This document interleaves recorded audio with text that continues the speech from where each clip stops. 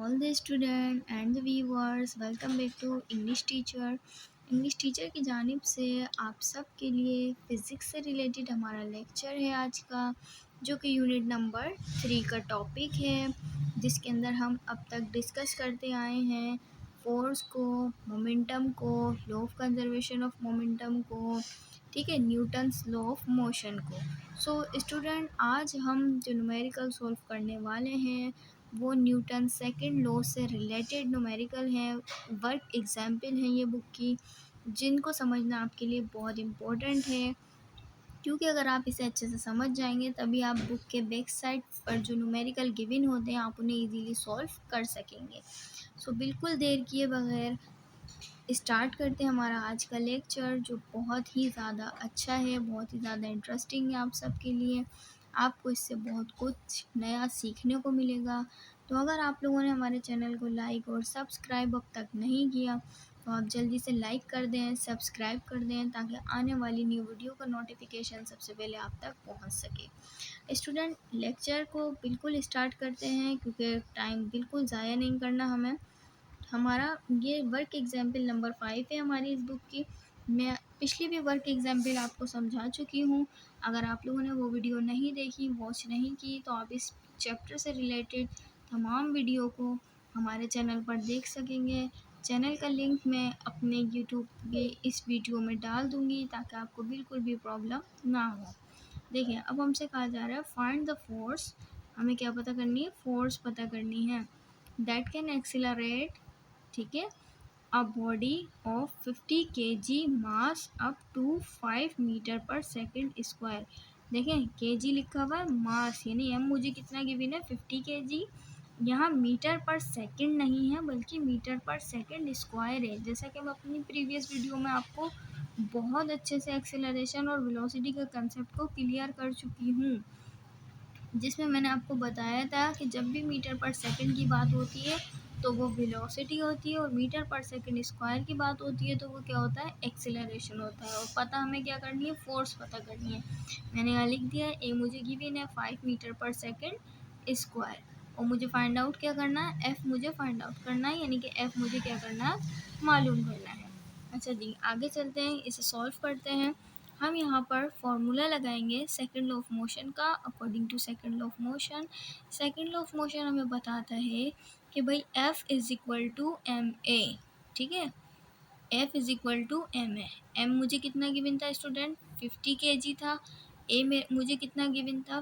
5 metre पर second. जब मैं इस 50 को 5 से मल्टीप्लाई करवाऊँगी तो मेरा आंसर आ जाएगा 250। जैसा कि मैं अपनी प्रीवियस वीडियो में आपको फ़ोर्स के बारे में भी बहुत अच्छे से एक्सप्लेन कर चुकी हूँ, जहाँ पर मैंने आपको फ़ोर्स की डेफिनेशन, फ़ोर्स का यूनिट, फ़ोर्स का सिंबल सब बताया था। तो आपको याद होगा कि भाई फ़ोर्स का जो यूनिट होता है वो क्या होता है? न्यूटन। कोई ऐसा मसला नहीं है, अगर आप लोगों ने वीडियो नहीं देखी है तो अभी भी वक्त है, आप हमारी उन वीडियो को पहले वॉच कर लें, ताकि आपको ये लेक्चर बहुत ईजीली समझ में आ सके। चलते हैं हम हमारे नेक्स्ट वर्क एग्जाम्पल की तरफ। ये भी हमारे स्टूडेंट तकरीबन सेकंड लॉ ऑफ मोशन के इस्तेमाल से ही सॉल्व हो रही है, बट इसमें हमें थोड़ी सी चीज़ें पहले फाइंड आउट करनी पड़ेंगी। ठीक है, हमसे क्वेश्चन में कहा जाता है कि भाई फाइंड द फोर्स। हमें क्या पता करनी है? फोर्स पता करनी है। That stop a car. जैसे ही कार स्टॉप कार है, ठीक है, स्टॉप अ कार 1000 kg। मास हमें कितना गिवन है? 1000, मैंने यहाँ पर लिख दिया। फ्रॉम इट्स वेलोसिटी, जब कार स्टॉप हो चुकी है तो वेलोसिटी क्या होनी चाहिए स्टूडेंट? फाइनल या इनिशियल? आई होप कि आप सबका रिप्लाई आएगा मिस इनिशियल। तो देखें, इनिशियल वेलोसिटी कितनी है मेरी? 72 किलोमीटर पर हॉर, ठीक है। अब over a distance of 40 metre, यानी कि आपको एस कितना गिवन है? एस गिवन है हमें कितना? 40 मीटर। मैंने यहाँ पर लिख दिया है, एस मुझे गिवन है 40 मीटर। जाहिर सी बात है, जब मुझे वी आई स्टॉप हुई कार की वेलोसिटी इतनी बता दी कि भाई जब वो स्टॉप होती है तो उसकी वेलोसिटी इतनी हो जाती है, तो फाइनल वेलोसिटी तो मुझे नहीं मालूम, तो मैं यहाँ लिखूँगी 0 मीटर पर सेकेंड। पता मुझे क्या करना था? Find the force. एफ मुझे मालूम करना था, ठीक है। एफ़ पता करने के लिए आपको ज़ाहिर सी बात है, मुझे यहाँ किसी भी क्वांटिटी में ए की वैल्यू गिवन नहीं है, ना यहाँ पर गिवन है। तो एफ़ पता करने से पहले हमें क्या पता करना पड़ेगा, ए भी मालूम करना पड़ेगा, यानी कि एक्सेलरेशन भी आपको मालूम करना पड़ेगा। तो चलें सॉल्व करते हैं इस न्यूमेरिकल को। सबसे पहले हम एक्सीलरेशन फाइंड आउट करेंगे। एक्सीलरेशन फाइंड आउट करने के लिए मैं फॉर्मूला यूज़ करूँगी हमारा ये वाला, 2as is equal to we f square minus का वी आई स्क्वायर। ठीक है, अब मैंने यहाँ पर क्या करना है, आप देखें 2 और s इक्वल के इस तरफ क्या हो रहे हैं, आपस में मल्टीप्लाई। मैं अगर इन्हें इस तरफ लेकर आ जाऊँ इक्वल के, तो ये क्या हो जाएंगे, डिवाइड। ठीक है, पहले हमने फॉर्मूले को रीअरेंज करा, देन फिर अब हम इसकी वैल्यू को पुट कर देंगे। तो दो फार्मूले इसके अंदर यूज़ होंगे, पहला ये वाला जिसके ज़रिए हम एक्सीलरेशन फाइंड आउट करेंगे, और जाहिर सी बात है फोर्स पता करने के लिए हम कौन सा फॉर्मूला लगाएंगे, Newton second law of motion को यूज़ करेंगे, यानी कि f is equal to m a. ठीक है स्टूडेंट, तो फर्स्ट वाली चीज़ यानी एक्सेलरेशन पहले फाइंड आउट करते हैं। A is equal to we F मुझे कितना गिवन था क्वेश्चन के अंदर, आप देखें वी एफ मेरा था 0 मीटर पर सेकेंड, मैंने यहाँ 0 लिख दिया।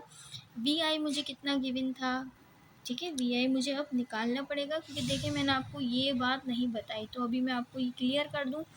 72 किलोमीटर पर हावर है, किलोमीटर पर हावर को हमें मीटर पर सेकंड में लाना है। ठीक है, यानी क्योंकि ये वेलोसिटी का एक्चुअल यूनिट है, तो मैं क्या करूँगी, 1 किलोमीटर के अंदर कितने होते हैं, 1000। ठीक है, 1 किलोमीटर बराबर होता है 1000 के। इस 72 को 1000 से मैं क्या करवा दूँगी, मल्टीप्लाई, फिर डिवाइड करवा दूँगी। पर हॉर का आता है 1 घंटे के अंदर कितने सेकंड होते हैं, 3600। 3600 से इसको डिवाइड करवा देंगे। पहले दोनों को मल्टीप्लाई करवाया, फिर जो आंसर आएगा उसको 3600 से हम क्या करवाएंगे, डिवाइड करवा देंगे। हमारा आंसर आ जाएगा 20 मीटर पर सेकेंड। यहाँ मैंने क्या लिख दिया, 2 मीटर पर सेकेंड। आप 20 लिख दीजिएगा, क्योंकि यह बुक के अंदर मिसप्रिंट हो चुका है। जब मैं माइनस करवाऊँगी इसे, ठीक है, तो जाहिर सी बात है मेरा आंसर वही रहेगा। फिर मैं क्या करूँगी, इसे डिवाइड करवा दूँगी, 2 मेरा एज इट इज़ रहेगा। एस मुझे कितना गिवन था, 40। ठीक है, तो मैंने एस को, एस की वैल्यू की जगह पर उसकी वैल्यू को पुट करवा दिया। दोनों को आपस में मल्टीप्लाई करवाने के बाद, डिवाइड करवाने के बाद मेरा एक्सेलरेशन आ जाएगा माइनस का 5 मीटर पर सेकेंड। ठीक है, अब हम मालूम करेंगे फोर्स। तो फोर्स पता करने के लिए मैंने अब फॉर्मूला लगाया, f is equal to m A.